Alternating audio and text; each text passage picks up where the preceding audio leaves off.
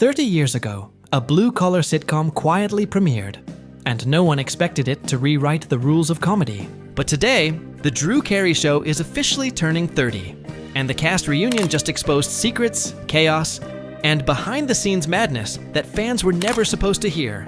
From explosive pranks and wild musical numbers to Hollywood careers launched by accident, this reunion proves one thing. This wasn't just a sitcom, it was a cultural rebellion. So before we dive into the secrets Drew Carey and the cast finally revealed, make sure you hit subscribe to my channel, because stories like this don't stay hidden forever. When The Drew Carey Show debuted in 1995, television comedy was dominated by glossy New York apartments and perfectly styled friend groups. Then came Drew Carey, an everyman with glasses, a buzz cut, and a deep love for Cleveland. The show didn't pretend to be glamorous. It was loud, awkward, experimental, and proudly unpolished. And somehow, that's exactly why it worked. At the time, Drew Carey himself was a surprising leading man. Before comedy fame, he served in the US Marine Corps, then found success as a stand-up comic after appearing on The Tonight Show with Johnny Carson. That appearance led to a Disney development deal, originally called The Drew Carey Project. No title, no guarantees. And ironically, Drew was fired from his own project during early development. Yet somehow, from that chaos, one of the most unique sitcoms of the 90s was born.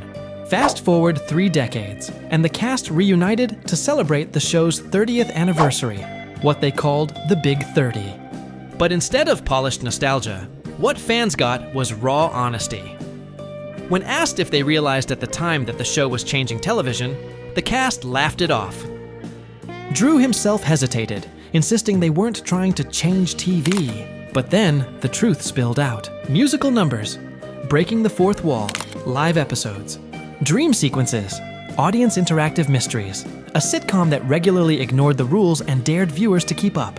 Suddenly, it became clear, whether they admit it or not, The Drew Carey Show was wildly ahead of its time. What stood out most during the reunion wasn't just the stories, it was the chemistry. 30 years later, the cast still interrupts each other, laughs uncontrollably, and relives pranks like they happened yesterday. Ryan Stiles and the rest of the ensemble admitted they genuinely loved being together. That bond translated directly to the screen, and fans noticed. Entertainment media quickly lit up with praise, calling the reunion one of the most honest sitcom retrospectives in years. Fans flooded social media, reminiscing about watching reruns late at night and realizing, even now, that the humor still holds up. Behind the scenes, the show was absolute chaos, in the best way. Exploding cigarettes, exploding cigars, exploding crotches. Literal live animals on set, including a bear, a bull, and a camel. At one point, a trained chimpanzee's entire job was to unzip Ryan Stiles' pants.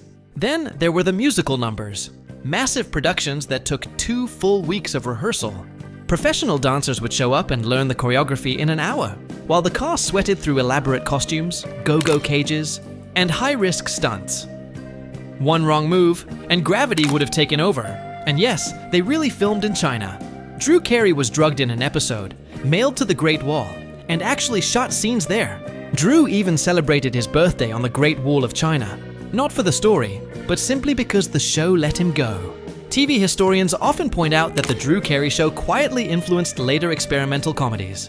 Long before shows like Community or Scrubs played with format, Drew Carey's writer's room was already pushing boundaries, often just for a laugh. Insiders say the writers weren't chasing awards or prestige, they were chasing chaos.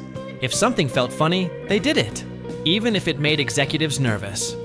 Another shocker from the reunion? The number of future stars who passed through the show. Kate Walsh played Drew's girlfriend. Kristen Wiig appeared as a real estate agent.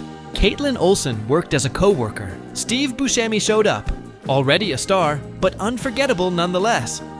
The cast insists they didn't create these careers, but in hindsight, The Drew Carey Show became an accidental launchpad.